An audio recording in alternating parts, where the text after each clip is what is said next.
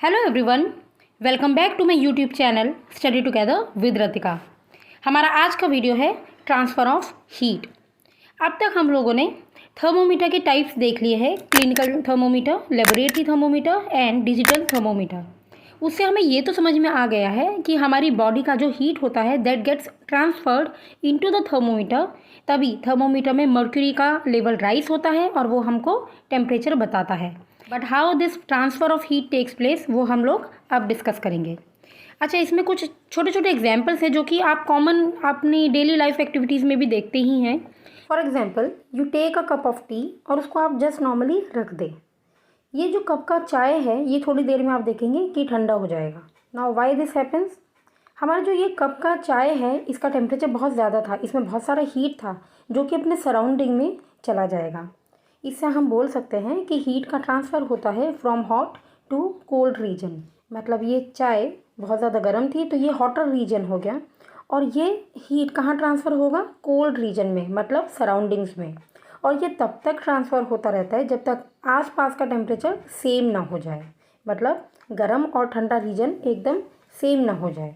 एक और एग्जांपल देख सकते हैं। फॉर एग्जांपल, बर्नर के ऊपर आप कोई पैन रखते हैं। ये पैन जब तक स्टोव के ऊपर रहेगा ऑन कंडीशन में तो ये गर्म हो जाएगा। थोड़ी देर बाद अगर आप इसको साइड में रखते हैं तो आप क्या देखेंगे, ये थोड़ी ही देर में ठंडा हो जाता है, क्योंकि जितना हीट इसके अंदर होता है वो सराउंडिंग में डिफ्यूज़ कर जाता है। इसी को हम कहते हैं हीट का ट्रांसफ़र होना। और ये 3 अलग अलग मेथड से हो सकते हैं या 3 अलग अलग फिनोमेना से हो सकते हैं।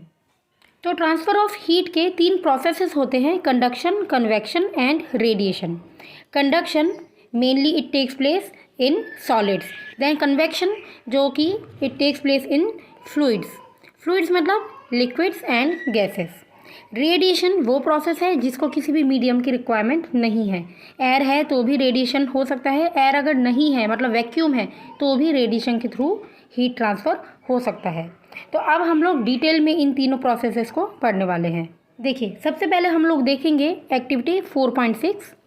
इसमें सबसे पहले we will take a metal rod. इस मेटल की रॉड के नीचे वाली सरफेस पर हम थोड़ा सा वैक्स लगा देंगे। आप ऐसा भी कर सकते हैं कि थोड़ा सा वैक्स लगाने के बाद उसमें एक नेल लगा दें, ठीक है। अब एक एंड से हम एक कैंडल रखेंगे सो दैट ये मेटल की रॉड यहाँ से हीट अप होना स्टार्ट हो जाए। जैसा कि आप अपने घर में देखते होंगे, किचन में अगर हम पैन रखते हैं स्टोव के ऊपर तो वो पैन गर्म होता है। उसका हैंडल में अगर प्लास्टिक नहीं है तो उसका हैंडल भी गर्म हो जाता है। इन द सेम वे जब हम इस रॉड को एक तरफ से हीट करना स्टार्ट करेंगे तो हम देखेंगे धीरे धीरे ये रॉड पूरा ही गर्म होना स्टार्ट हो जाएगा। और ये इसका प्रूफ हमको कैसे मिलेगा? जैसे ही जितना जितना ये गर्म होता जाएगा वहाँ से ये जो वैक्स है ये मेल्ट होकर नीचे गिरती जाएगी। अगर इसमें वैक्स के साथ हमने एक नेल भी लगाया है तो वो और ज़्यादा हमें क्लियरली दिखाई देगा कि वो नेल्स भी नीचे गिर रहे हैं। अब व्हाट इज़ द रीज़न कि ये जो मेटल है ये गर्म हो रहा है? चलो इसको हम देखते हैं। अब now you see this metal rod is made up of a conductor. Conductor क्या होते हैं? 2 टाइप के सब्सटेंसेस होते हैं, कंडक्टर्स एंड इंसुलेटर्स। कंडक्टर्स वो सब्सटेंसेस होते हैं which allow heat to flow through them, ठीक है। एंड इंसुलेटर्स वो सब्सटेंसेस होते हैं जो हीट को पास होने नहीं देते हैं। Conductors for example iron, copper, aluminium, ये सारे एग्जांपल्स हैं कंडक्टर्स के। वेयर एज इंसुलेटर्स में प्लास्टिक, रबर, वुड, एयर, ये सब है इंसुलेटर्स जो कि हीट को अपने थ्रू पास होने नहीं देते हैं। आपको पता है जितने भी सब्सटेंसेस होते हैं, मैटर होते हैं, ये सब छोटे छोटे पार्टिकल्स से मिलके बनते हैं, ठीक है। ये सारे जो पार्टिकल्स यहाँ पे हम बना रहे हैं क्योंकि ये सॉलिड एक मैटर है, ये जो रॉड है ये एक सॉलिड है, ठीक है। तो इसके मैटर के पार्टिकल्स सब पास होते हैं। अब जब हमने हीट करना स्टार्ट किया है इसको, तो ये वाला जो पार्टिकल है ये हीट अप होगा, ये अपने ही पोजीशन में वाइब्रेट करना स्टार्ट करेगा। जितना भी स्पेस है थोड़ा बहुत इसमें ही वो वाइब्रेट करना स्टार्ट करेगा। इसके वाइब्रेशन की वजह से हीट ट्रांसफ़र होगा यहाँ पर और ये वाइब्रेट करना स्टार्ट करेगा। इसकी वजह से हीट ट्रांसफ़र होगा यहाँ पर और ये भी वाइब्रेट करना स्टार्ट करेगा। इन द सेम वे ये जितने भी पार्टिकल्स हैं एक एक करके धीरे धीरे करके सारे के सारे वाइब्रेट करेंगे और अपने आप से हीट को ट्रांसफ़र करते जाएंगे। तो आप देखिए यहाँ पे because both the particles are in contact with each other, ये दोनों पार्टिकल्स एक दूसरे को टच कर रहे हैं, दैट इज़ वाई ये इनको हीट को ट्रांसफ़र करने के लिए ज़्यादा कुछ हिलना डुलना नहीं पड़ता, ये जस्ट अपनी जगह पर वाइब्रेट करते हैं। तो इसलिए हम देखते हैं कुछ सॉलिड्स हीट को ट्रांसफ़र करते हैं, कुछ सॉलिड्स नहीं करते हैं। अब हमने देख लिया है कि ये वो वाला सॉलिड है जो कि हीट को ट्रांसफ़र कर रहा है। कौन से ऐसे एग्जाम्पल होते हैं जो हीट को ट्रांसफ़र ना करें? मान लीजिए मैंने एक वुड ले लिया है, ठीक है, हमने कोई भी एक फ्लेम का सोर्स ले लिया है, ये इस जगह पर गर्म तो हो जाएगा, धीरे धीरे ये जलना स्टार्ट हो जाएगा, मतलब ये बर्न हो जाएगा, लेकिन ये हीट को यहाँ पर इस तरीके से ट्रांसफ़र नहीं करेगा, क्योंकि ये बना हुआ है वुड का, and would is an insulator जो कि हीट को कंडक्ट नहीं करता है। तो यहाँ से हम डेफिनेशन लिख सकते हैं, the process by which heat is transferred from the hotter end to the colder end of an object is known as conduction. आपको पता है एक एंड से दूसरे एंड तक हीट ट्रांसफ़र होता है, और कौन से एंड से? जो गर्म वाला एंड होगा उस एंड से ठंडे वाले एंड की तरफ, ठीक है। तो ये तो सॉलिड्स की बात हो गई है, जिसमें हमने कंडक्टर्स भी देख लिए हैं और इंसुलेटर्स भी देख लिए हैं। इसमें एक और एक्टिविटी है 4.7। इसमें क्या करना है, हम बीकर में थोड़ा सा पानी गर्म कर लेंगे, ठीक है, उसमें हम अलग अलग टाइप की चीज़ें रख के देखेंगे। फॉर एग्जांपल एक स्टील का स्पून हो गया, प्लास्टिक का स्केल हो गया, पेंसिल है, डिवाइडर है, ये सारी चीज़ें हम उसके अंदर डिप करके रखेंगे, एंड वी विल सी कि दूसरा एंड इनका गर्म होगा या नहीं होगा। तो आप देखिए पेंसिल गर्म नहीं होगी, क्योंकि इसके अंदर ग्रेफाइट होती है, जो लेड होती है वो ग्रेफाइट की बनी होती है, जो कि कार्बन की होती है, which is a non metal, और ये पेंसिल लकड़ी की भी होती है, तो ये कंडक्ट नहीं करेगा हीट को। देन डिवाइडर, क्योंकि स्टील की है तो ये डिवाइडर दूसरे एंड में गर्म हो जाएगा अगर इसमें प्लास्टिक नहीं लगा हुआ है। अगेन स्टील का स्पून है, ये भी दूसरे एंड से गर्म हो जाएगा। नेक्स्ट प्लास्टिक स्केल, क्योंकि प्लास्टिक का है, हीट को कंडक्ट नहीं करेगा, दैट इज़ वाई वो बिल्कुल ठंडा ही रहेगा। So this was all about conduction. अब हम देखेंगे next process, that is convection. Convection को समझाने के लिए यहाँ पर एक एक्टिविटी है, that is 4.8। So in this activity we will take a round bottom flask. इस फ्लास्क के बॉटम में we will take a crystal of potassium permanganate. ये पोटेशियम परमैंगनेट जब वाटर में डिज़ोल्व होता है तो बहुत पिंक सा कलर देता है, जस्ट मैजेंटा, जैसा कि मैं यहाँ पर लिख रही हूँ, ठीक है। फ्लास्क को इस तरीके से अरेंज करना है सो दैट यहाँ पर हम एक बर्नर लगा पाए। बर्नर के ऊपर we will take this wire gauze, जो कि हीट को इक्वली डिस्ट्रीब्यूट करने में हेल्प करेगा। Now when we start heating, तो सबसे फर्स्ट लेयर आप कह सकते हैं वाटर पार्टिकल्स की जो सबसे नीचे वाली लेयर होती है, ये सबसे पहले वार्म होगा, because this is in direct contact with the flask. जब ये हीट अप होना स्टार्ट करेगा तो ये वाटर के पार्टिकल्स जाएंगे ऊपर, अपवर्ड डायरेक्शन में, ठीक है, ये ऊपर चले जाएंगे, और नीचे जहाँ पर वाटर पार्टिकल्स थे वहाँ पर वैक्यूम क्रिएट हो जाएगा, जिसकी वजह से ऊपर की लेयर के जो वाटर पार्टिकल्स है जो कि ठंडे हैं, they will start moving down. इसी तरीके से ये upward and downward motion show कर रहा है कन्वेक्शन करंट ऑफ वाटर। यहाँ पर क्या होगा, गरम गरम पार्टिकल्स ऊपर की तरफ राइज करते रहेंगे because they become lighter, and then the heavier particles of water they settle down, क्योंकि वो हैवी है इसलिए वो नीचे बैठ जाएंगे, एंड इन दिस वे पूरा वाटर यहाँ पर गर्म हो जाएगा। अगर आप ये प्रोसेस बीच में ही रोक दें, मीन्स आप थोड़ी देर हीट करने के बाद इसको हटा दें, बंद कर दें बर्नर को, तो क्या होगा, आपको दिखेगा कि ऊपर के वाटर पार्टिकल्स गर्म होंगे, मतलब नीचे से तो वो क्योंकि ऊपर ट्रेवल कर जाएंगे, लेकिन नीचे का वाटर पार्टिकल गर्म नहीं होगा, ठीक है। इसलिए इसको थोड़ा सा टाइम देना है और पूरी तरीके से हीट अप होने देना है। ये प्रोसेस जिसकी वजह से लिक्विड्स गर्म होते हैं, इसको हम कहते हैं कन्वेक्शन, ठीक है। अब हम देखते हैं कन्वेक्शन इन गैसेस। यहाँ पे आप देख सकते हैं एक कैंडल हमने रखी है, कैंडल के ऊपर we will put our hand. ये हैंड इतनी डिस्टेंस पे होना चाहिए कि आपका हाथ जल ना जाए। एक हाथ हम रखेंगे कैंडल के जस्ट अबव, और एक दूसरा हाथ हम रखेंगे कैंडल के साइड में। In some time we will notice कि हमारा हाथ धीरे धीरे ऊपर वाला हाथ गर्म होने लग गया है। वाई? क्योंकि कैंडल के जस्ट ऊपर वाली, यहाँ से बनाते हैं हम, कैंडल के जस्ट ऊपर वाले जो एयर पार्टिकल्स हैं ये वार्म हो जाएंगे and they will start moving up. ये एयर पार्टिकल्स जब ऊपर मूव करेंगे तो ठंडे वाले पार्टिकल्स ऊपर से नीचे मूव करेंगे, जहाँ पर वैक्यूम क्रिएट हो जाएगा, ठीक है। इस तरीके से इस एरिया का जितना भी एयर पार्टिकल्स होंगे सब कुछ गर्म हो जाएंगे। This happens just because of convection in air. अब conduction and convection we have already discussed. Convection and radiation पर बेस्ड एक फिनोमेना होता है जो कि कोस्टल एरिया में रहने वाले लोग बहुत ज़्यादा फेस करते हैं, और इन फिनोमेना को हम बोलते हैं sea breeze and land breeze. तो चलिए इन दोनों को ही हम समझते हैं with the help of this diagram. देखिए, day time and night time की बात दे रखी है। हमें एक फैक्ट हमेशा याद रखना है बिफोर अंडरस्टैंडिंग दिस, कि जब भी हम लैंड में और वाटर में कंपेयर करते हैं तो लैंड वाटर से ज़्यादा जल्दी गर्म हो जाता है। ठीक है, ये जल्दी से जल्दी गर्म भी हो जाता है and quickly it cools down. ठीक है, जल्दी से गर्म हो जाएगा और जल्दी से ही ठंडा भी हो जाएगा। वेयर एज वाटर बहुत देर से गर्म होता है और बहुत देर से ठंडा होता है। इसका एक एग्जांपल आप सोच सकते हैं कि हमारे घर के ऊपर, सभी के घर के ऊपर एक टंकी रखी होती है जिसमें वाटर फिल्ड होता है, और इस वाटर को हम नॉर्मली यूज़ करते हैं अपनी day to day life activities के लिए।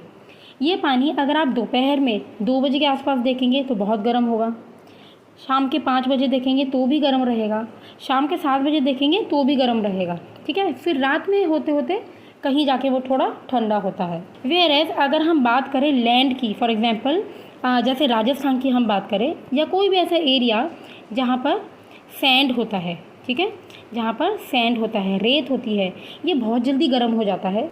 इसलिए राजस्थान टाइप का एरिया पूरी दोपहर बहुत ज़्यादा गर्म रहता है, और जैसे जैसे शाम होती रहती है सैंड ठंडा हो जाता है और रात राजस्थान में बिल्कुल ठंडी हो जाती है। ठीक है, तो यही फैक्ट आपको याद रखना है before understanding C breeze and land bridge, कि लैंड ज़्यादा जल्दी गर्म भी होता है, जल्दी से ठंडा भी हो जाता है, वेयर एज वाटर देर से गर्म होता है और देर से ठंडा होता है। तो डे टाइम में क्या होगा, जैसे कि आपको दिखाई दे रहा है यहाँ पे सन इज़ प्रेजेंट। सन के प्रेजेंट होने की वजह से land will become warm, whereas sea इतना ज़्यादा गर्म अभी नहीं हुआ है। लैंड क्योंकि गर्म हो गया है तो लैंड के ऊपर प्रेजेंट होने वाली जो एयर है वो वार्म हो जाएगी, and you know that warm air rises up.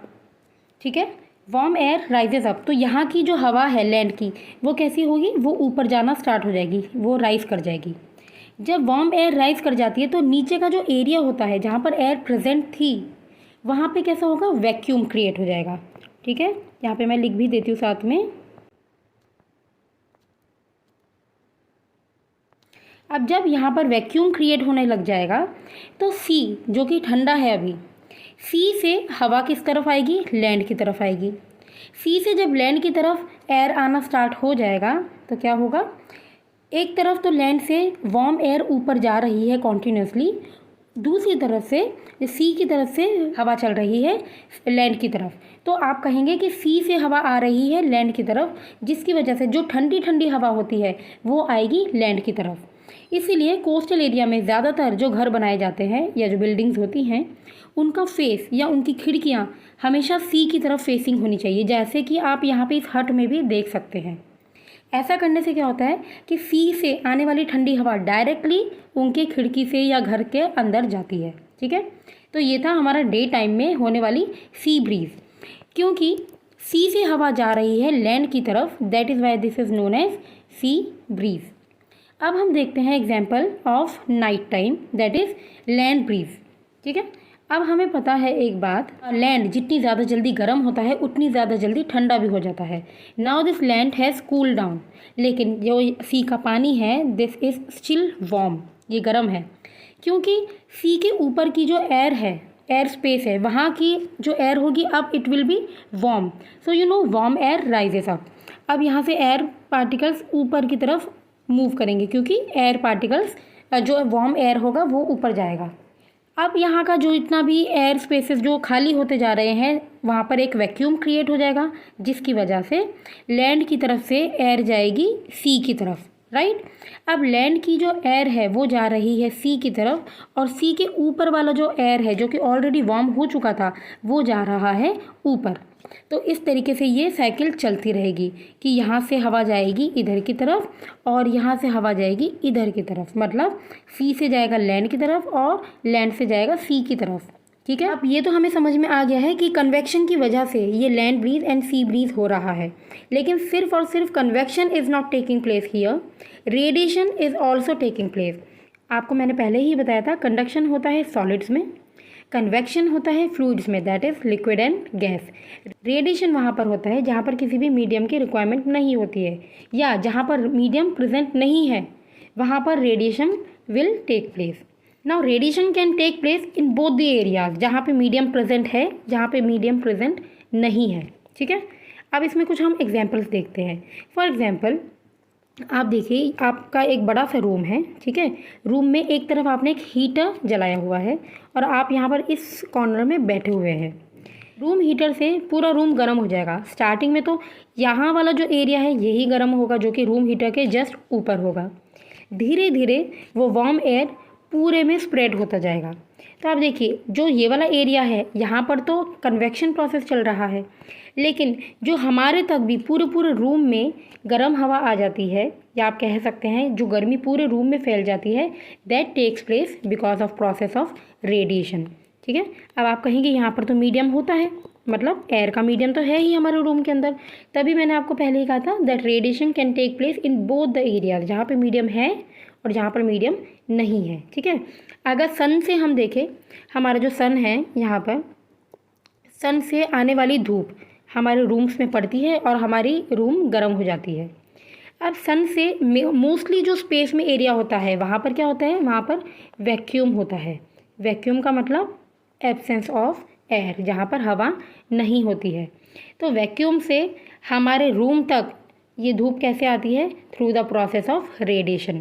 तो मैंने आपको दोनों ही एग्जांपल्स बता दिए हैं, जहाँ पर वैक्यूम में भी और नॉर्मल एयर मीडियम में भी रेडिएशन प्रोसेस हो सकता है, ठीक है। अब हमारा जो बॉडी है ये भी सराउंडिंग में हीट को रेडिएट करता है, ठीक है, again by the process of radiation. तो आप ये बोल सकते हैं कि कोई भी हॉट ऑब्जेक्ट है, मान लीजिए ये हॉट ऑब्जेक्ट है, ये है कोल्ड ऑब्जेक्ट, तो जब तक ये हॉट ऑब्जेक्ट का टेम्परेचर इस वाले ऑब्जेक्ट के इक्वल ना हो जाए, वो तब तक टेम्परेचर अपने बॉडी से हीट को रेडिएट करता रहेगा इनटू द सराउंडिंग, ठीक है। एक छोटा सा टॉपिक है, इसको भी क्लियर कर लेते हैं।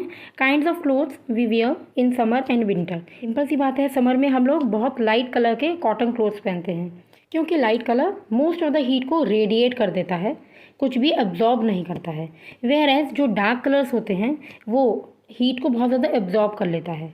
क्योंकि वो हीट को एब्जॉर्ब कर लेगा तो जो बॉडी है जिसके ऊपर डार्क कलर के क्लोथ्स है उसको गर्मी ज़्यादा फील होगी, क्योंकि हीट वहाँ पर अकोमोडेट हो चुका है, ठीक है। अब चलिए इस एक्टिविटी को हम लोग देखते हैं 4.10। In this activity we will take 2 containers, ठीक है। 2 कंटेनर लिए हैं जिसमें इक्वल अमाउंट ऑफ वाटर हम फिल करेंगे। कंटेनर एक ऐसा होगा जो बाहर से कोटेड होगा ब्लैक कलर में, जैसे कि एनोडाइज्ड भी होते हैं। वेयर एज सेकेंड वाला लाइट कलर से, जैसे कि एल्यूमिनियम का आप कोई एक ले सकते हैं, ठीक है। जब इन दोनों कंटेनर्स को हम धूप के सामने रखेंगे और इक्वल टाइम के लिए दोनों को एक्सपोज कर देंगे, तो हम क्या देखेंगे, दोनों के टेम्परेचर में, दोनों के पानी को हम जब टच करेंगे we will feel the difference in their temperature. अगर हमको अपना हाथ नहीं यूज़ करना है, we can also use the thermometer. तो लेबोरेटरी थर्मोमीटर यहाँ पे हम यूज़ कर सकते हैं, जिससे हमें पता चलेगा कि दोनों के टेम्परेचर में डिफरेंस होगा। Now Y this is so, क्योंकि ये डार्क कलर वाला जो कोटेड है, बिकॉज दिस इज़ डार्क, तो ये ज़्यादा हीट को एब्जॉर्ब करेगा। वेयर एज ये जो लाइट वाला होगा ये रेडिएट ज़्यादा करेगा। अब जो रेडिएट कर देगा तो उसके पास तो अपने पास हीट कम रहेगी, दैट इज़ वाई इसका पानी थोड़ा सा कम गर्म होगा, वेयर एज इसका पानी थोड़ा ज़्यादा गर्म होगा, ठीक है। अब इसके बाद एक्टिविटी 4.11 है, जिसमें हमने यही दोनों कैंस को लेना है, ठीक है। जैसे कि हमने ये ब्लैक वाला कैन ले लिया है और ये लाइट वाला कैन है, मीन्स ये डार्क है and this one is light. दोनों में हमने वाटर ले लिया है 60 डिग्री सेंटीग्रेड में, मतलब इसको हमने थोड़ा सा इक्वल अमाउंट में गर्म कर लिया है। अब हम इसको खुले में रख देंगे, ऐसे ही जस्ट ओपन में, शेड में, सो दैट ये देखें कौन ज़्यादा जल्दी ठंडा हो जाएगा। कुछ देर के बाद हम लोग क्या ऑब्जर्व करेंगे, ये जो लाइट वाला कैन होगा इसका पानी बहुत ज़्यादा जल्दी ठंडा हो जाएगा, वेयर एज ये डार्क वाले कैन में जल्दी से पानी ठंडा नहीं होगा। Why this is so, because ये जो डार्क वाला कैन है ये जल्दी से हीट को रेडिएट नहीं करेगा, इसने ज़्यादा हीट एब्जॉर्ब किया हुआ है और ये ज़्यादा टाइम तक अपने पास हीट को बचा के रखेगा या अपने पास कलेक्ट करके रखेगा, आप ये कह सकते हैं। वेयर एज ये जो लाइट वाला कैन है ये हीट को रेडिएट कर देगा, that is why the temperature will fall very soon in this light can. I hope आपको ये दोनों पॉइंट्स बहुत अच्छे से समझ में आए होंगे, और यही रीज़न है कि हम सर्दियों में थोड़े डार्क कलर के क्लोथ्स पहनते हैं और गर्मियों में हम लाइट कलर के क्लोथ्स पहनते हैं, ठीक है। चलिए अब देखते हैं last topic, woollen clothes keep us warm in winter. जो ऊनी कपड़े होते हैं वो हमें ज़्यादा देर तक गर्म क्यों रखते हैं। ऊनी कपड़े means fibres, you know that the woollen clothes, जो वूल होता है that is poor conductor of heat, मतलब वो हीट को कंडक्ट नहीं करता है। और इसके वूल फाइबर्स के बीच में होता है एयर स्पेसेस, जिसके अंदर एयर होती है। तो ये एयर भी प्रिवेंट करता है एयर के हीट के फ्लो को, ठीक है। जब एयर से कोई हीट का फ्लो ही नहीं होगा तो जितनी भी गर्मी वूलन क्लोथ्स के अंदर है तो वो गर्म ही रहेगा, वो हीट को रेडिएट नहीं होने देगा। That is why we wear woollen clothes in winter. तो इस चीज़ को हम ऐसे भी समझ सकते हैं, मान लीजिए हमको चॉइस मिलती है, एक तरफ हमें एक ब्लैंकेट मिली है, दूसरी तरफ हमको 2 ब्लैंकेट्स मिल गई है। तो अब हमें बताना है कि किस में हमको ज़्यादा गर्मी फील होगी। तो सिंपल सी बात है, जो 2 ब्लैंकेट्स वाला ऑप्शन है इसके बीच में 2 ब्लैंकेट्स के बीच में भी एयर स्पेस होंगे, जिसकी वजह से एयर पार्टिकल्स यहाँ पर होंगे। अब इस एयर पार्टिकल की वजह से हीट का फ्लो बाहर की तरफ नहीं होगा। दैट इज़ वाई जो हीट अंदर है वो अंदर ही ट्रैप्ड रहेगी। वेयरएज इस वाले में एयर पार्टिकल्स कम है, दैट इज़ वाई हीट का फ्लो हो जाएगा, मतलब रेडिएट कर जाएगा, लेकिन इससे ज़्यादा हीट रेडिएट करेगा। दैट इज़ वाई अगर हम सर्दियों में 2 कंबल को यूज़ करते हैं तो हम लोगों को बहुत अच्छा, मतलब कोजी फील होता है, गर्म फील होता है, क्योंकि हीट जल्दी से बाहर रेडिएट नहीं कर पाता है, ठीक है। तो आई होप आप लोगों को ये कंप्लीट चैप्टर समझ में आ गया होगा, ठीक है। अब नेक्स्ट वीडियो में हम लोग डिस्कस करेंगे इसी चैप्टर के क्वेश्चन आंसर्स। तो चलिए मिलते हैं नेक्स्ट वीडियो में, तब तक bye bye, take care and thanks for watching and stay safe.